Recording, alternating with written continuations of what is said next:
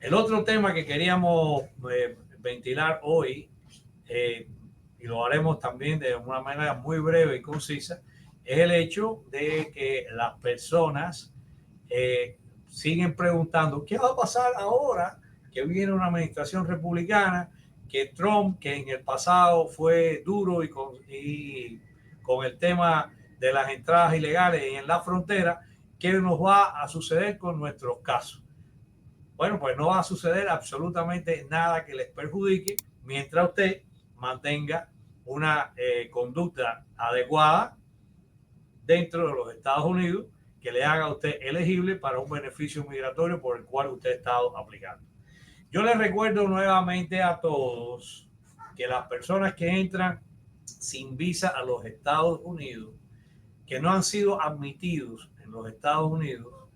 tienen todos la probabilidad segura de que estén en un proceso de remoción en las cortes, especialmente aquellos que entraron por la frontera, después que del año 2020, cuando la presente administración, que todavía está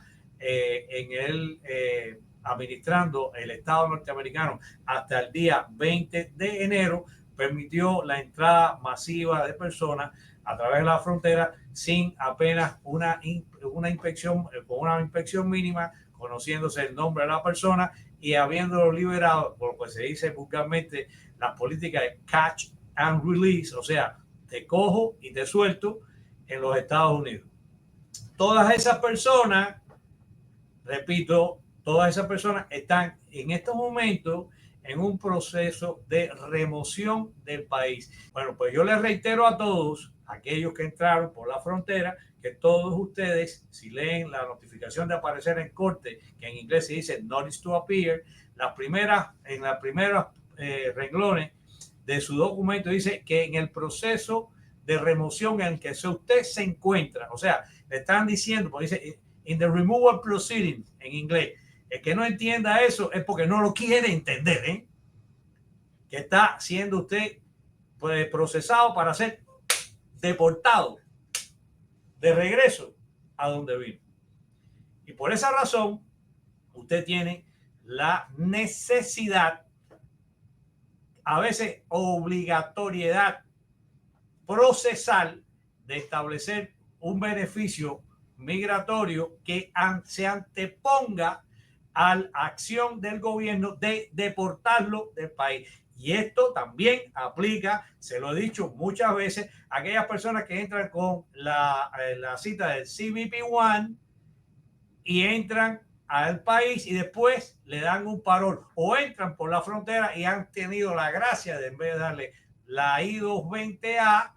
o sea, este instrumento que a pesar de que es la I-220A, de que es un parol condicional, no sirve para otra cosa que para continuar en el proceso de remoción en el que usted se encuentra y no para aplicar por la ley de ajuste cubano en el caso de los cubanos.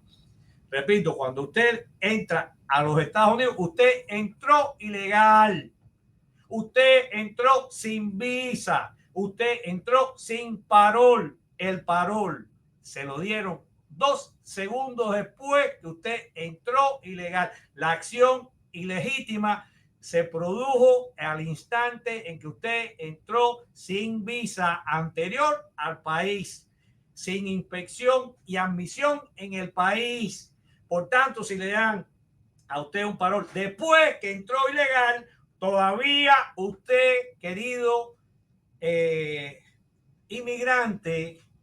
está en un proceso de remoción de los Estados Unidos por haber violado la ley migratoria que permite solo la entrada a aquellas personas a los Estados Unidos que previo a la entrada, previo a poner un pie dentro de los Estados Unidos, antes de viajar a los Estados Unidos,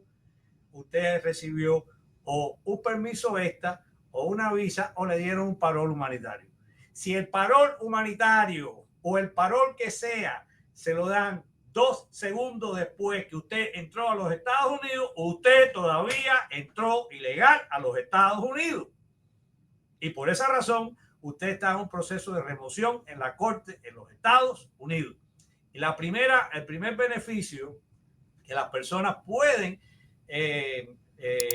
poner como defensa para que usted no sea deportado de los Estados Unidos es la solicitud de un asilo político, que además contiene una solicitud para que no sea usted removido por otras razones de los Estados Unidos, y además una retención en los Estados Unidos. Son 3 beneficios distintos para que usted no sea removido de los Estados Unidos por razón y en defensa de la Convención contra la Tortura, porque usted puede alegar que siendo objeto de una remoción de los Estados Unidos, usted puede recibir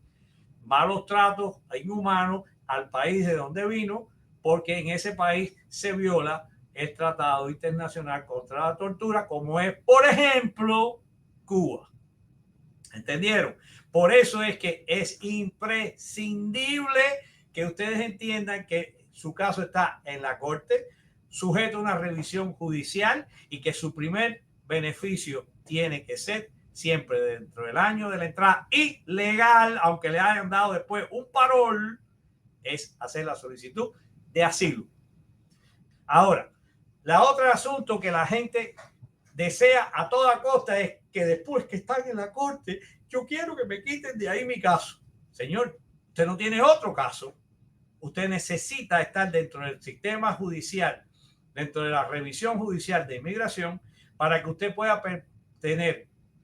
a través de la solicitud de asilo, un permiso de trabajo que le permita a usted la estancia en los Estados Unidos y no darle excusa a su abogado después cuando no tenga dinero para pagarle, que eso también sucede con mucha frecuencia.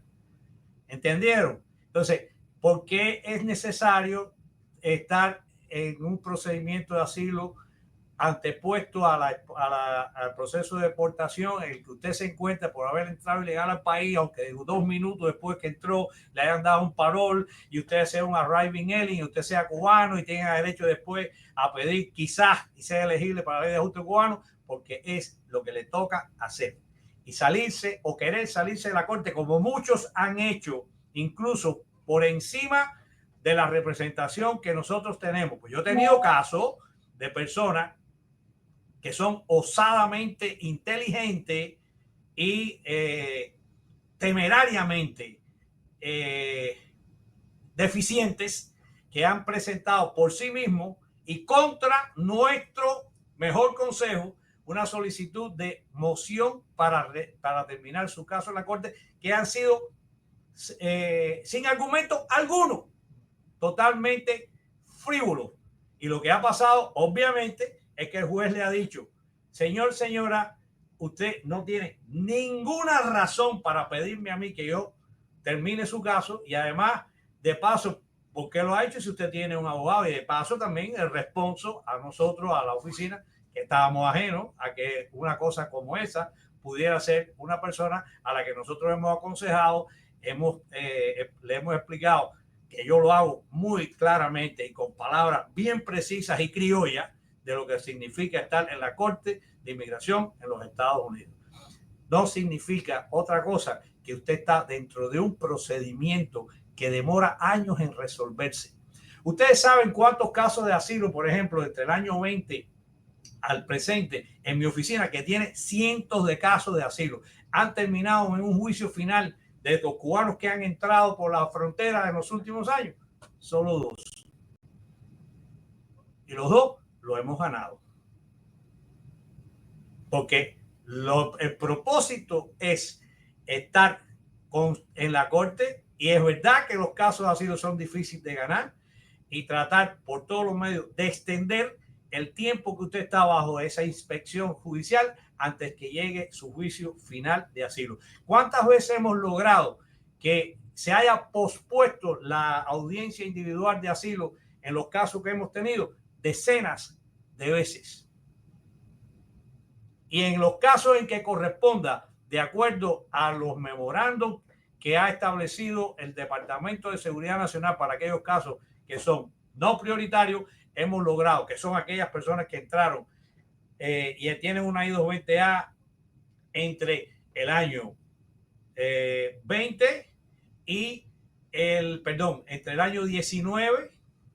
y el 30 de noviembre del año 20. Hay muchísimas razones para querer estar en corte. Hay muchísimas razones para extender su estancia y presencia de su caso en la corte mientras usted tenga un permiso de trabajo y va avanzando su vida y su progreso en el país. Por ejemplo, si la notificación de aparecer en corte está defectuosa, nosotros logramos que se posponga una vista. Ganar 4 o 5 meses cada vez que se vaya a la corte es un beneficio que usted a veces no aprecia, pero que nosotros que estamos en este negocio por más de 20 años sabemos que le es conveniente. Lo que no es conveniente es hacer las cosas por su cuenta y buscarse un mequetrefe de la esquina o un tiktocero que le diga a usted hacer cosas distintas a las que su abogado le está aconsejando hacer, porque le va a perjudicar más allá de lo que usted pueda imaginarse. Por eso no es conveniente, si no tiene una razón de justicia suficiente, quitar su caso de la corte. No es porque usted quiera, es porque se lo permitiría la ley. Número 1, como hemos dicho, aquellos casos que no son prioritarios